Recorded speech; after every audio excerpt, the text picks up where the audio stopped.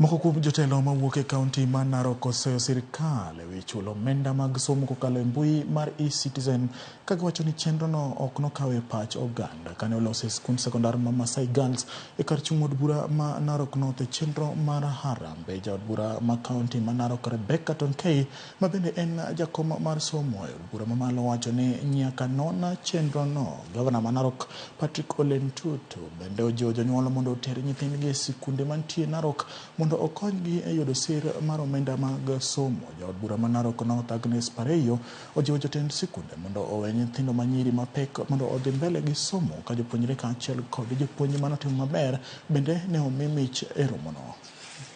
eCitizen ambayo wazazi wameambiwa walipe pesa na eCitizen. Hao wazazi wamelalamika sana. They don't even understand what is eCitizen.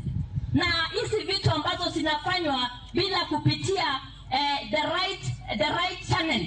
Na mimi niko katika kamati ya elimu. Hii mambo tutaangalia vizuri, tutafika msasa na pengine wataangalia na watuambie ilikuwa ni kwa sababu gani walilete mambo ya eCitizen. Hawa watu hawaelewi hiyo maneno na ndio unaona kuna pingamizi kubwa. Wasasi nilikuwa nimeambia nyinyi hii mambo ya kupeleka watoto kwa mashule zingine ama kwa kaunti zingine.